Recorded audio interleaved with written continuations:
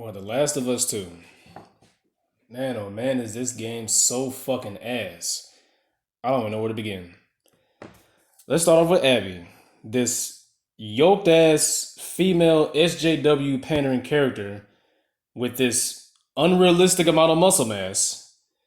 Which where is she even getting all the protein to even gain this much muscle mass in an apocalypse? Because it just seems as though the people that are trying to justify this bitch having all this muscle mass is trying to say, they're trying to point to professional athletes and pro bodybuilders, and stuff like that to try to explain why she has all this stuff. But it makes me wonder if these people who say this, if they even know anything about fitness. You have to be in a caloric surplus to be able to put on that much muscle mass. But obviously, in an apocalyptic world, in a post-apocalyptic world, where are you getting the protein? I mean, naturally, in an environment where there is so much scarcity in food and resources, while you're also fending off the dead, you'd be in a caloric deficit. And that's not to mention the amount of compound lifts that she would need to do to get done, to gain, to get these gains like this. And before I get accused of nitpicking, I mean, the game is supposed to be based on realism, unlike the Uncharted series. So, I mean, the question I would ask is just how far are we stretching the realism with something like that? I mean, but I digress. So now that brings me to the eventual interaction that she has with Joel and Tommy. So basically, she goes off on her own, does some reckless shit, and eventually gets her ass saved by Joel and Tommy, both of whom are apparently fucking idiots now, by the way, because they both end up revealing their names to Abby and her group and tell them that they can, tell them where they live and tell them that they can come get supplies here. And all this shit just contradicts everything that Joel and Tommy, especially Joel, did in the first game. Joel would question every new person he encountered in the first game, including Ellie herself, a child.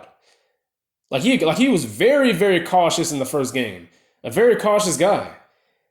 When he ran into Henry and his little brother eventually, he was very skeptical about them too.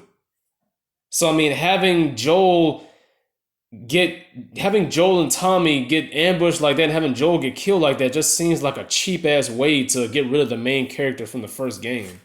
But whatever. So Abby shotguns Joel, then kills Joel. By the way, no questions asked. Like no, she don't bother to wonder why he did this, especially after this man saved my life. Like, you ever think, like, okay, maybe he's not so bad since he just saved my life. I understand your father died, but this dude must not be that bad of a guy if he just saved my life. Him and his brother protected me and saved my life. He must not be so bad. So there's probably more nuance to what happened with my father. I mean, this story is just fucking ridiculous. They just make her come across like she's just some robot that just has no emotions. She's just like whatever, like revenge. I mean, it's just so petty. So I mean, fast forward to the end of the game, okay, and by this point, both Ellie and Abby have both killed people that they both care about. By this point, they have both, are going into the petty, I'm gonna kill somebody you like, that kind of shit. So Ellie comes across and finds Abby on a cross. And of course, by this point, which I find funny that Naughty Dog did this, her muscle mass is toned down. She ain't got no muscle mass now because this other group that has her crucified on the cross, this is where Ellie finds her at, this other group called Wolf or WLF, they apparently tortured the shit out of Abby.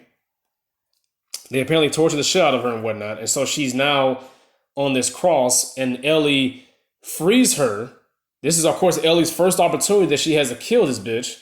She frees her, okay, and is really damn near letting her go with Yara, or whatever this character's name is. They're irrelevant here. But and so then she just changes her mind and says and tells Abby, I can't let you leave. So this is her second opportunity that she has to kill Abby. And so they're fighting for a while and all that stuff like that. And this bitch eventually bites off her fingers. And then Ellie is about to kill her again. She's about to have another opportunity to kill her for a second time. And then she just suddenly thinks of Joel. She suddenly thinks of Joel now and is like, okay, I can't do this now.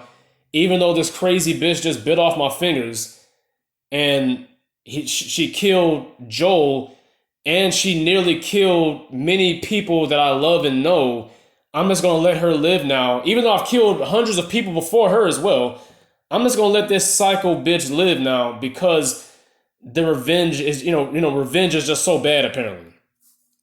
Apparently revenge now is just so bad. It's not good. That's the cycle of revenge or whatever kind of bullshit they're trying to that they're trying to point out to. The revenge plot for this story, or whatever narrative they're trying to push here, it is like one of the worst I've ever seen, and not just gaming, but just entertainment. Period. Okay, like God of War, like these same people that love this game, they're the same social justice warriors that was talking all that shit about God of War, about the God of War series, not even just the new one. The God of War series talking about how that's some toxic masculinity. That's he's a misogynist, all this kind of stuff like that. So even though Kratos' rage, how much rage Kratos was showing in that series, that was far more justified than what Abby's doing in this. I mean, Ares, not even just Ares, but the whole, like, the gods, period, they betrayed Kratos and tricked him into killing his own wife and kids. And then they lied to him about removing his nightmares. I mean, they just did scumbag move after scumbag move. I mean, like, it makes sense why this nigga would want them dead with the shit that they did in the God of War series. But Abby, with her father getting killed, there's much more nuance to that, more context to that. Like, it's not just, oh, Joel's evil, my father was good. Like, you know what I'm saying? It's like she must have known that her father worked for Marlene. So, I mean, it's clearly more context into how her father got killed. So, I mean, it's, God, I mean, this story is just so ass.